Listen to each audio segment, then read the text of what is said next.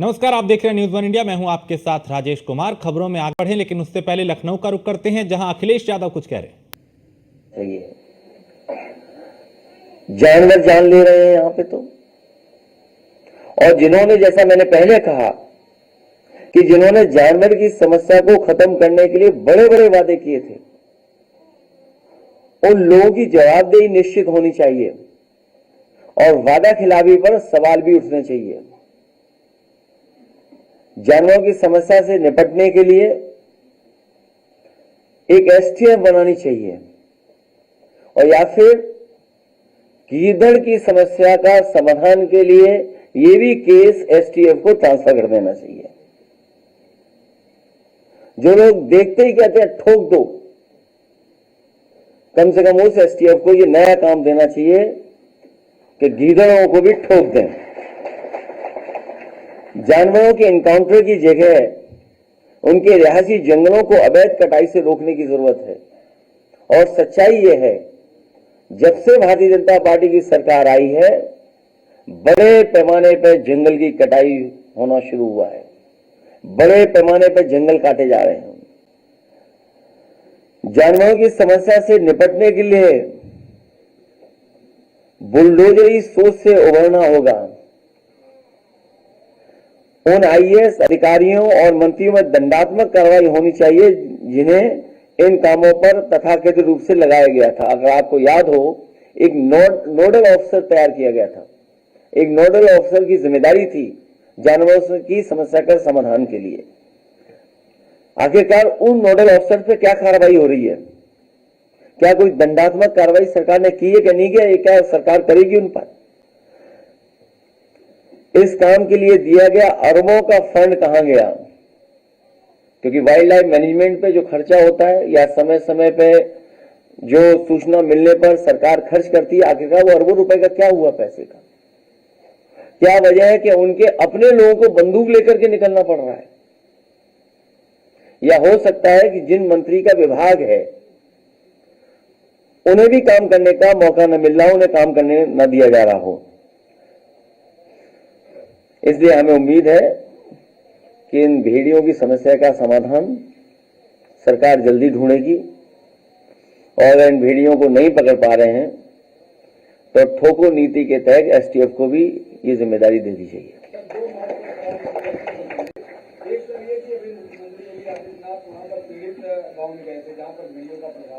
उन्होंने आंकड़े घायलों के 20 दिखाए और मृतकों के 8। आपकी लिस्ट में 60 घायल हैं और मृतकों की संख्या लगभग 10 से बता रहे, कुछ लोग आ नहीं पाए। ये अंतर क्यों है सर? सरकार क्यों बताएगी या क्यों आंकड़े सही देगी? सरकार तो हर बात छिपाना चाहती है। अब इन जिलों में बाढ़ है, जितने भी हमारे तराई के क्षेत्र हैं सब में बाढ़ है। सीतापुर में बड़े पैमाने पर बाढ़ है, पीलीभीत में बड़े पैमाने पर नुकसान हुआ है। शाहजहांपुर से लेके जितना इलाका है बाढ़ से प्रभावित है। गोरखपुर खुद मुख्यमंत्री जी का जिला, वहां पे लोग महीनों से परेशान है बाढ़ के कारण। तो सरकार क्यों सच्चाई बताएगी? सरकार तो हर बात छिपाना चाहती है, और कभी कभी छिपाने के लिए हमारे मीडिया के साथियों का भी सहारा लेते हैं।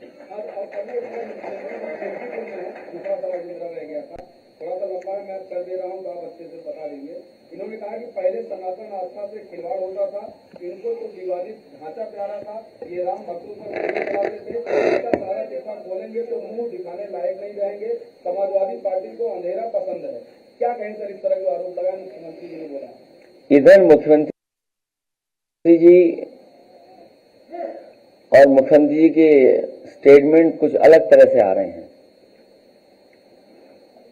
समाजवादियों ने और खासकर मैंने कभी किसी संत, किसी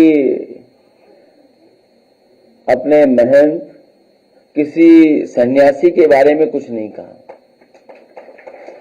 अगर उनको लगता है कि वो शब्द ऐसा है जिसका भाव वो किस रूप में ले रहे हैं, तो हम तो ये कहेंगे कि हमारे उत्तर प्रदेश के मुख्यमंत्री नहीं है, वो मठाधीश मुख्यमंत्री हैं। और फिर मठाधीश मुख्यमंत्री से उम्मीद भी क्या करोगे आप? इसी तरह की भाषा की उम्मीद करोगे? और ये एक दिन से नहीं हुआ है। जब से बीजेपी हारी है तब से कुछ संतुलन गड़बड़ा।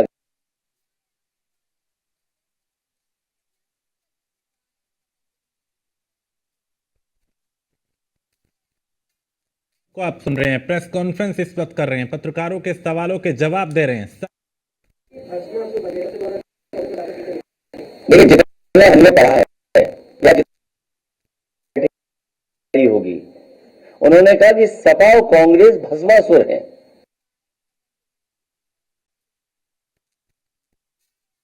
भस्मासुर दोनों हो सकते हैं। बीजेपी अपने भस्मासुर ढूंढ रही है। अभी देखिए हरियाणा हारेंगे, महाराष्ट्र हारेंगे।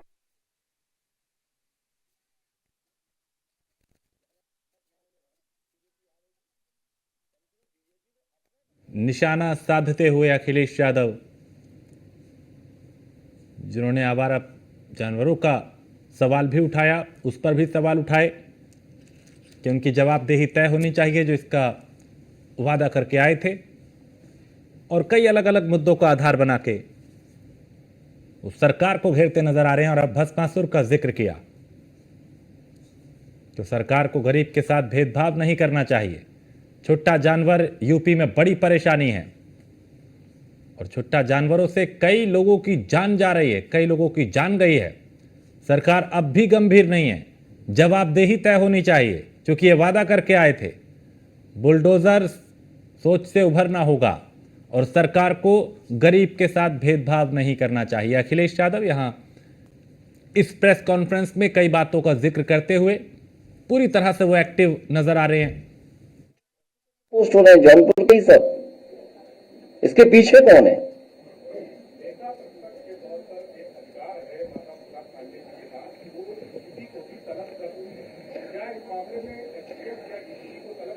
मैं तो कहूंगा लीडर ऑपोजिशन का अधिकार है तो वो बिल्कुल है, उसका इस्तेमाल करें। जो अधिकारों के, देखिए आप हमें और लीडर ऑपोजिशन को नहीं बताओगे हमें क्या करना है। अगर अधिकारों में आ रहा होगा तो मैं कहूंगा कि उस अधिकारों का इस्तेमाल हो। जौनपुर का इशारा क्या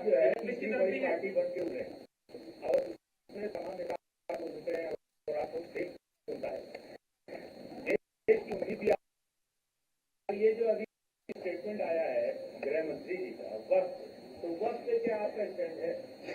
हमारी पार्टी के मेंबर हैं और मैंने कहा, सदन में भी इस बात को कहा, किसी के भी धार्मिक कामों में ज्यादा हस्तक्षेप नहीं सरकार को करना चाहिए। वो बहुत बड़ा सवाल है और हमारे पक्ष यही है कि किसी भी धार्मिक के मामलों में सरकार को हस्तक्षेप नहीं करना चाहिए। पर आपने ट्वीट किया वन नेशन वन इलेक्शन को लेकर और उसमें आपने तमाम सवाल खड़े किए जिसका अब तक कोई जवाब नहीं आ पाया कि जो सभी बॉडी इलेक्शन होंगे क्या वो भी साथ में होंगे या असेंबली साथ में होंगे, ये पूरा जो स्ट्रक्चर है अभी इसको कोई चर्चा भी नहीं की। देखिए ये बड़ी साजिश है दरअसल, आपको हमको सबको उलझाने में। आपको याद होगा महिला आरक्षण की बात हुई थी, क्या महिला आरक्षण लागू हो जाएगा? क्या सरकार इस बात के लिए तैयार है कि कब तक महिला आरक्षण लागू हो जाएगा? और फिर जो रिपोर्ट में बता रहे हैं कि 18,626 पेज थे, 18,626 पेजेस की रिपोर्ट थी ये, वन नेशन वन इलेक्शन, और 191 दिनों में पूरी हुई है ये पूरी। लगभग 100 पेजेस प्रतिदिन का आंकड़ा है अगर हम हिसाब किताब लगाएं तो। इसी से पता चलता है कि इसके बारे में कितना सतही पर दिखावटी चर्चा हुई होगी। तो सोचिए कितना चर्चा हुई होगी। अगर इतनी बड़ी रिपोर्ट थी 18,626 पेजों की, तो क्या चर्चा हुई होगी उस पर? दरअसल ये भाजपाई रिपोर्ट है जो तैयार हुई है। वन नेशन वन इलेक्शन और वन डोनेशन।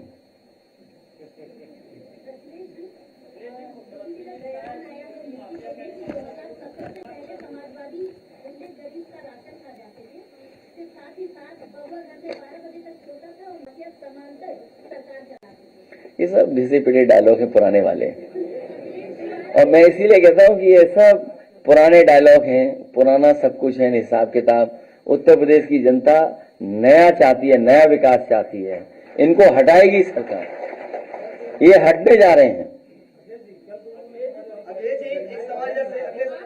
हाँ, समझ लो कितना संतुलन बिगड़ा है।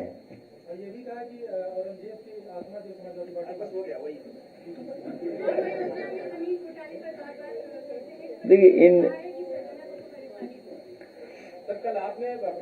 मैंने आपसे कहा और कई बार मैंने आपसे आपके बीच में इस बात को कहा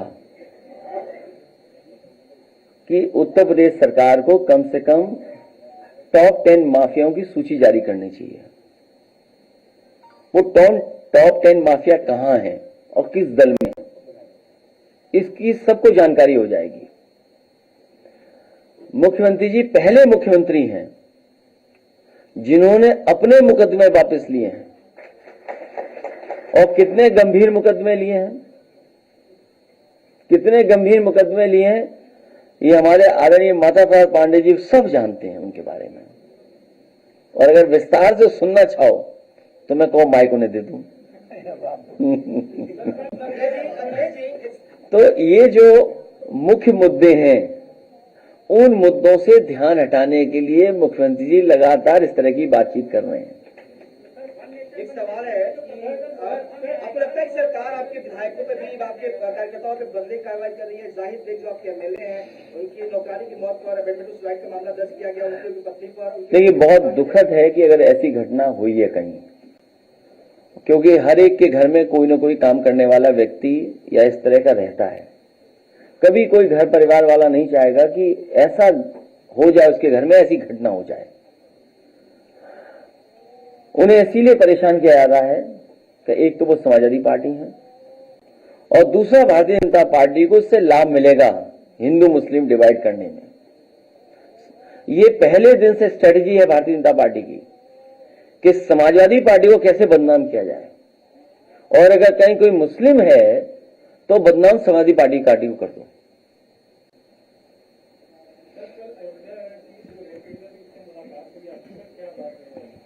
उसने मुझसे कहा कि सुरक्षा मिलनी चाहिए, उसे न्याय मिलना चाहिए, और जो दोषी हैं उनके खिलाफ कार्रवाई हो, उसकी नौकरी जो मंदिर परिषद में थी उसकी नौकरी न छीनी जाए, और उसके परिवार के ऊपर अननेसेसरी दबाव न बनाया जाए, क्योंकि सरकार कोशिश कर रही है कि दबाव बनाया जाए, क्योंकि उसमें भारतीय जनता पार्टी के ही लोग शामिल हैं।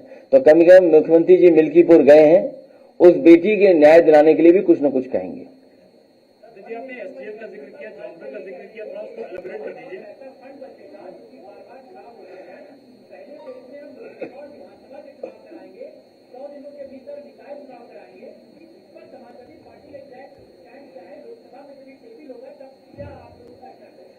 कल को भारतीय जनता पार्टी ये कहेगी, क्योंकि 1 नेशन 1 इलेक्शन हो जाएगा, चुनाव आयोग का काम क्या है? फिर चुनाव आयोग में भी जो अधिकारी हैं, कर्मचारी हैं, उन पर भी बहुत खर्चा होता है। और आप साजिश से सावधान इसलिए रहिए कि इसमें कर्मचारी और अधिकारी आउटसोर्स किए जाएंगे, लेटरल एंट्री से लाए जाएंगे। मान लीजिए अगर लेटरल एंट्री से लाए गए तब, और अभी भी आपको जानकारी होगी जहां जहां चुनाव है 10 सभी बीएलओ हटा दिए गए हैं अगर उनका कहीं भी किसी तरीके से समाजवादी पार्टी या समाजवादी पार्टी से झुकाव है या उनके नाम के आगे कुछ अगर लिखा है तो। ये तो आपको भी पता है। तो क्या ये इतना बड़ा चुनाव आउटसोर्स करके कराएंगे?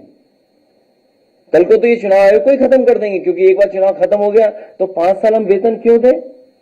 अगर बचाना ही चाहते हैं खर्चा तो भारतीय जनता पार्टी अपनी रैलियां क्यों इतनी ज्यादा करती है? उनकी 5 रैली में ही इतना खर्चा हो जाता है कि पूरा चुनाव आयोग का वेतन चल सकता है।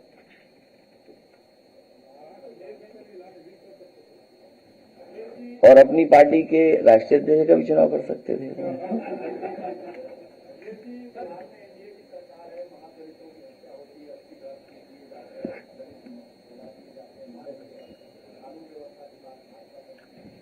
कहीं घटना हो और खासकर दलित पिछड़ों के ऊपर इस तरह का अन्याय हो, उसके खिलाफ कार्रवाई होनी चाहिए जो दोषी लोग हैं। और भारतीय जनता पार्टी का डबल स्टैंडर्ड कोई पहली बार नहीं है, डबल स्टैंडर्ड उनका हमेशा रहा है। डबल स्टैंडर्ड आप याद होगा जब यहां पर गवर्नर थे राम नाईक जी, डीएम एसएसपी अधिकारी कौन पोस्ट हैं उनके बारे में हर दिन चर्चा करते थे। और आज आप बताइए टॉप में कौन सा पोस्ट है। कई ऐसे अधिकारी पोस्ट हो गए हैं जिनके कारण बहुत सारे लोग कुछ बनने से पहले रिटायर हो गए। न जाने कितने ऐसे अधिकारी हैं जो वहां तक पहुंच सकते थे, उन्हें मौका मिल सकता था। तो अखिलेश यादव ने भारतीय जनता पार्टी पर जोरदार हमला बोला। हमने किसी साधु संत का अपमान नहीं किया। ये सफाई भी थी मठाधीश को लेकर, ये सफाई भी हमारे मठाधीश मुख्यमंत्री हैं। अखिलेश यादव ने इस बात का जिक्र भी किया, छुट्टा जानवरों का मुद्दा उठाया, हरियाणा महाराष्ट्र हारेंगे इस बात का जिक्र किया कि जो बीजेपी है वो हरियाणा और महाराष्ट्र में हारेगी। भेड़ियों के आतंक पे अखिलेश ने चुटकी ली और एक के बाद एक कई मुद्दों को आधार बना के अखिलेश यादव सरकार को घेरते हुए नजर आए। तो अखिलेश यादव ने भारतीय जनता पार्टी पे निशाना साधा।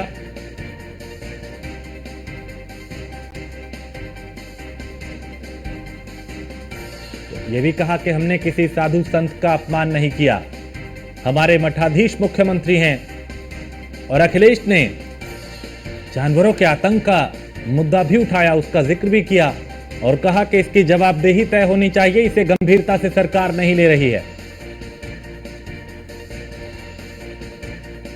तो एसटीएफ को देना चाहिए भेड़ियों के एनकाउंटर का आदेश। तो अखिलेश यादव एक के बाद एक कई मुद्दों को आधार बना के यहां प्रेस कॉन्फ्रेंस करते नजर आए और इसमें सरकार को घेरते नजर आए, पत्रकारों के सवालों का जवाब दिया और उसमें यह कहा कि बीजेपी हरियाणा भी हारेगी और महाराष्ट्र भी।